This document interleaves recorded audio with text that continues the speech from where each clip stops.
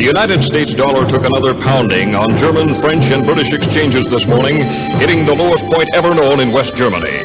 It has declined there by 41% since 1971, and this Canadian thinks it's time to speak up for the Americans as the most generous and possibly the least appreciated people in all the earth. As long as 60 years ago, when I first started to read newspapers, I read of floods on the Yellow River and the Yangtze. Who rushed in with men and money to help? The Americans did.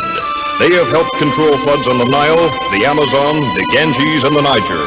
Today, the rich bottomland of the Mississippi is underwater, and no foreign land has sent a dollar to help. Germany, Japan, and to a lesser extent, Britain and Italy were lifted out of the debris of war by the Americans, who poured in billions of dollars and forgave other billions in debts. None of those countries is today paying even the interest on its remaining debts to the United States. When the franc was in danger of collapsing in 1956, it was the Americans who propped it up, and their reward was to be insulted and swindled on the streets of Paris. I was there.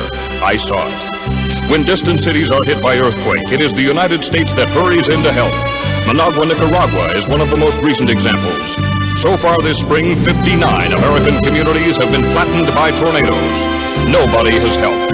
The Marshall Plan, the Truman Policy, all pumped billions upon billions of dollars into discouraged countries. Now newspapers in those countries are writing about the decadent, warmongering Americans. I'd like to see just one of those countries that is gloating over the erosion of the United States dollar build its own airplanes. Come on, let's hear it. Does any other country in the world have a plane to equal the Boeing Jumbo Jet, the Lockheed TriStar, or the Douglas 10? If so, why don't they fly them? Why do all international lines except Russia fly American planes? Why does no other land on Earth even consider putting a man or woman on the moon? You talk about Japanese technocracy and you get radios. You talk about German technocracy and you get automobiles.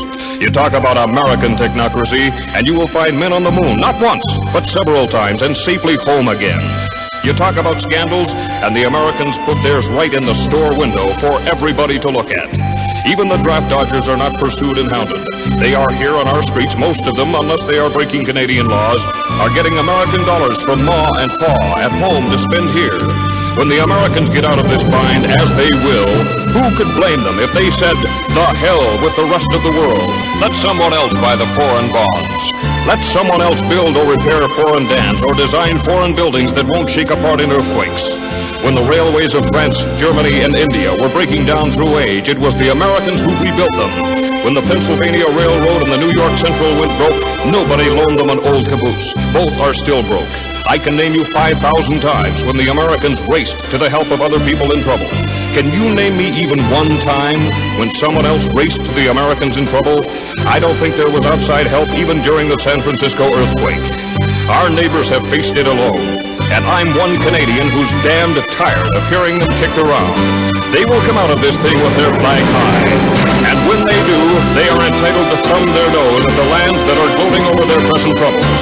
I hope Canada is not one of these, but there are many smug, self-righteous Canadians. And finally, the American Red Cross was told at its 48th annual meeting in New Orleans that it was broke.